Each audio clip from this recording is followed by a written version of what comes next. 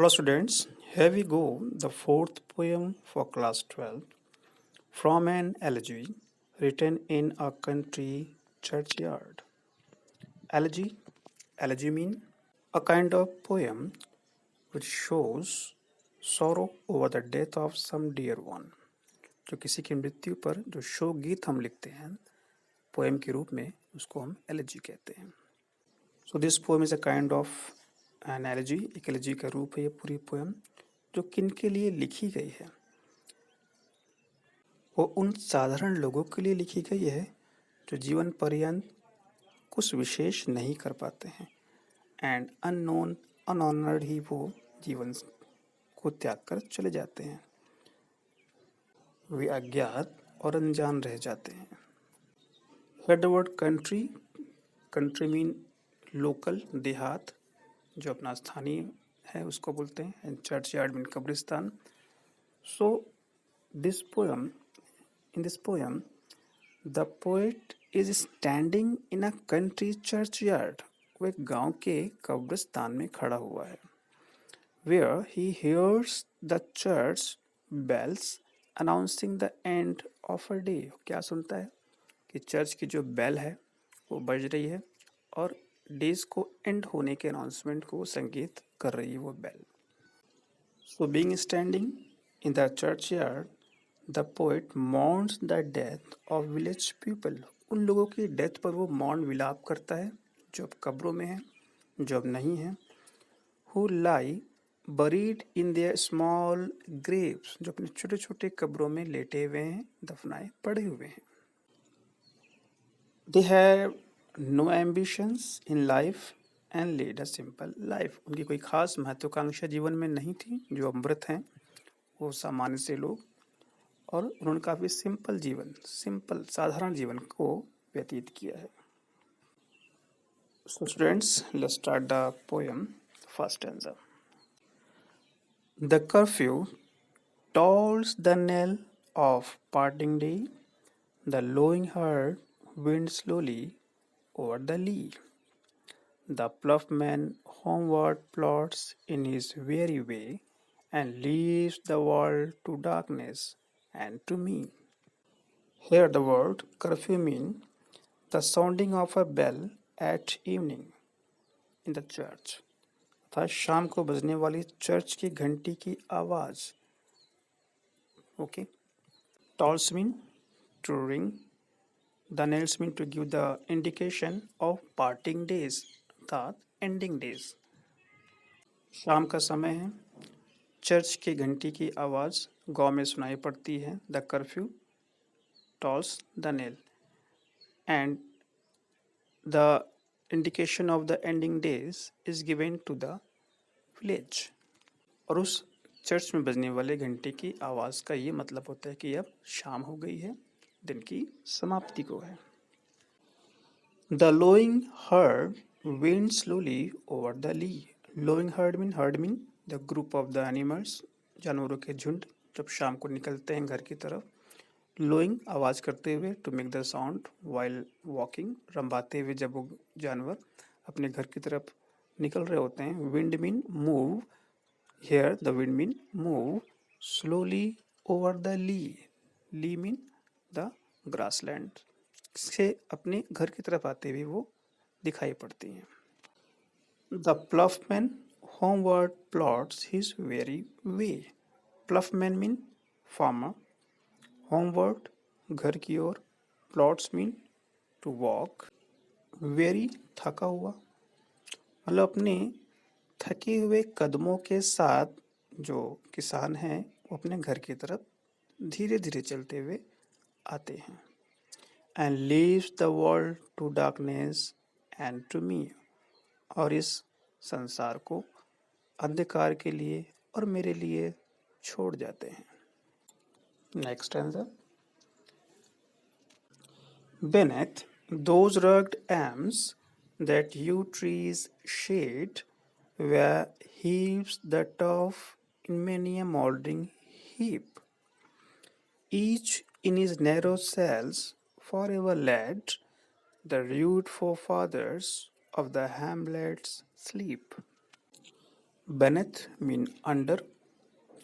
Those rugged mean very old with time, and elms mean a kind of evergreen tree, मतलब एक प्रकार का सदाबहार वृक्ष जो समय के साथ साथ काफी रफ हो गया है और ओल्ड हो गया है, उस पेड़ के नीचे।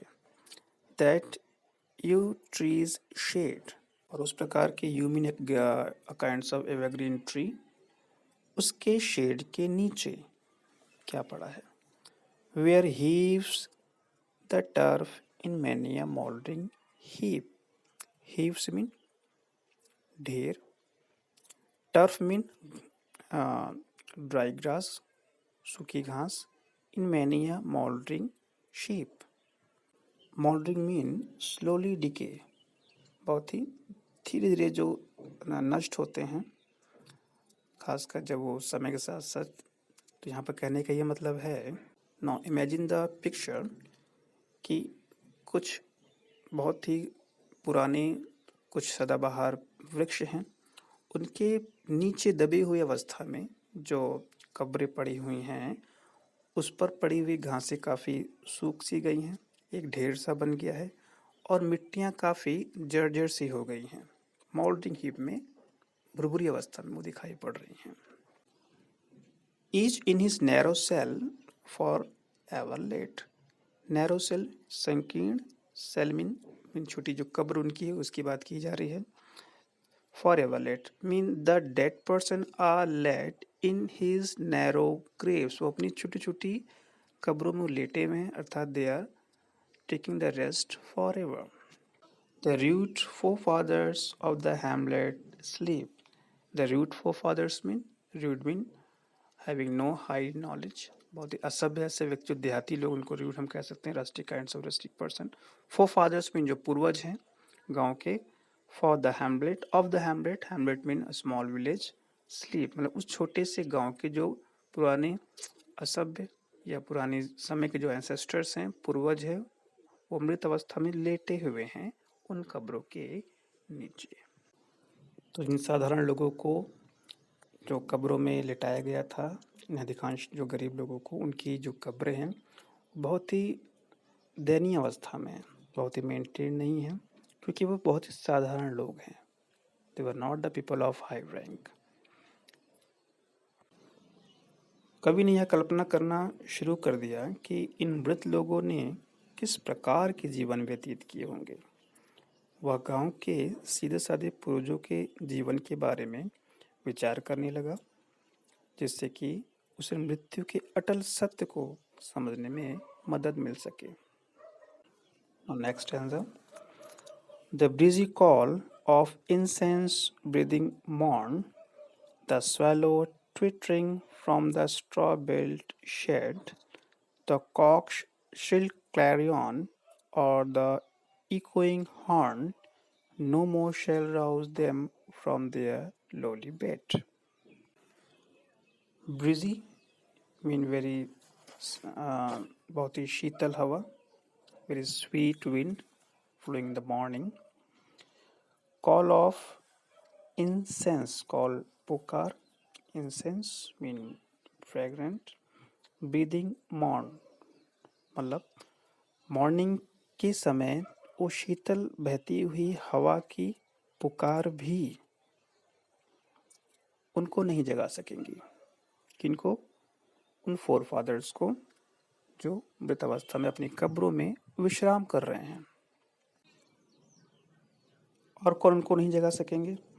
The swallow twittering from the straw built shed. Swallow वो पक्षी ट्विटरिंग करते हुए, चॉपिंग करते हुए, कहाँ से? From the straw built shed, straw तिनकों से बने हुए अपने शेड, अपने नेस्ट से चर्पिंग करते हुए भी वो उनको जगह नहीं पाएंगे। The cock's shrill clarion, and the clarion mean the sound which was made by the, in the shrill clarion, very shrill and the very sharp voice of the cock cannot arouse them. और the echoing horn, and the echoing horn mean गूंजती हुई जो horn है, जब शिकारी जंगल में निकलता है अपने हाथों में वो ट्रम्पेट लेकर और जगाता है, शोर मचाता है जानवरों को भगाने के लिए। तो उस प्रकार के आवाज़ भी ये सब मिलकर क्या-क्या मिलकर breezy call of the morning, twittering of the swallow, and shrill clarion of the cocks and the echoing horn. No more shall rouse them. No more shall rouse them. कोई भी इनको नहीं जगा पाएगा, उठा पाएगा। From their lowly bed. उनके lowly bed अर्थात उनकी ग्रेव से, उनकी कब्रों से कोई भी उनको उठा नहीं पाएगा।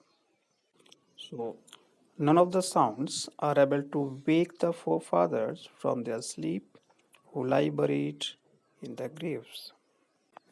Now, next, this is the most important stanza. Let not ambition mock their useful toil, their homely joys and destiny obscure. No grandeur here with a disdainful smile, the short and simple annals of the poor.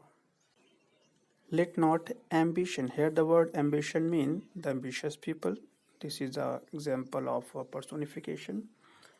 So the ambitious people should not mock mean to make fun, मजाक उड़ाना. Their useful toil mean work. उनके simple उपयोगी कार्यों का जो साधारण लोग हैं उनके द्वारा किए हुए साधारण और उपयोगी कार्यों का मजाक नहीं उड़ाना चाहिए। किनके द्वारा? बहुत ही महत्वाकांक्षी लोगों के द्वारा, जो नॉन पर्सन है, पीपल ऑफ हाई रैंक है, रिच पर्सन है, उनको उनका मजाक नहीं उड़ाना चाहिए। और उनकी किन चीज़ों का मजाक नहीं उड़ाना चाहिए?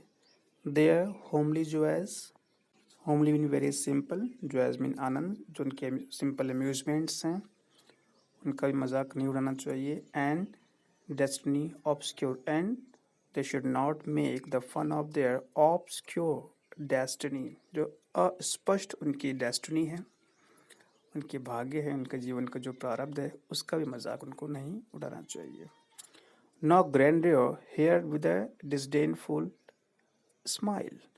No grandeur mean the people of grand mean बहुत जो शान शौकत रखने वाले लोग होते हैं उनको भी उनके कार्यों के बारे में सुनकर डिस्डेनफुल स्माइल, हेटिंग स्माइल्स नहीं प्रकट करना चाहिए। It's mean they should not also make the fun of their simple life and the simple work done by them. The short and simple annals of the poor mean the people should not make fun, should not show the disdainful smile over the short and simple annals. Annals mean life record, जीवन का लेखा जोखा जो उन्होंने किया है, life history उन poor people के द्वारा जो की गई है, उनकी शॉर्ट बहुत ही लघु एंड सिंपल साधारण जीवन गाथा के ऊपर किसी भी तरह का कमेंट मजाक नहीं उड़ाना चाहिए। A rich person should not look down upon them with hatred. Now the last stanza. The boast of heraldry, the pomp of power, and all that beauty, all that wealth ever gave, awaits alike the inevitable hour. The paths of glory lead but to the grave. The boast of heraldry mean the pride in noble birth. Boast mean to make high of himself, बहुत ही बड़ी बड़ी बातें शेखी पे करना। And heraldry mean a noble birth, मतलब अपनी noble birth जो rich person है। The pomp of power, pomp mean affectation, शक्तियों का प्रदर्शन अर्थात बड़े परिवार में जन्म होने का अहंकार और शक्तियों का प्रदर्शन। And all that beauty, all that wealth overgave awaits, and all the beauty acquired by the wealth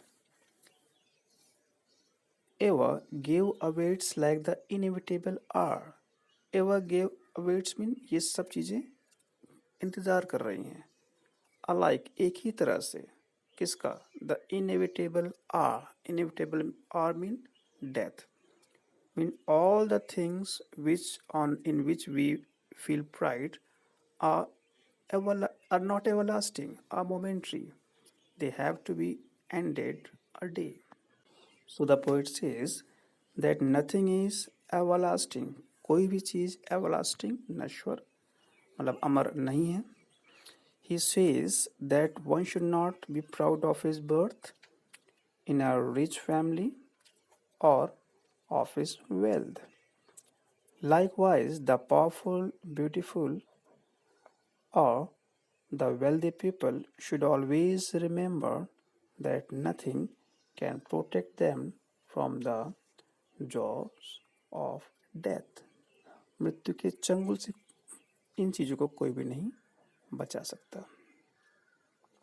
So they should not be too proud of their material possession. अपनी भौतिक संपदा के ऊपर उनको प्राइड फील नहीं करना चाहिए. Because death is common to all and none can escape death.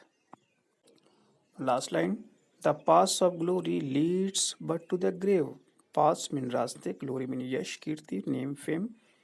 Lead मतलब आगे बढ़ती है, लीड करती है, नेतृत्व करती है किसकी तरफ but to the grave, nothing but to the grave, कहीं और नहीं बल्कि उस कब्र की तरफ. मतलब ये सब चीज़ें आखिरी में जाकर समाप्त हो जाती हैं मृत्यु के बाद. So the poet wants to say that knows no difference between the rich and the poor, the great and the humble. They should thus not look down upon a simple and humble life of the poor, as death is the greatest leveler. हर एक चीज को वो level में ला देती है death. So students, this is the end of the poem. Thank you.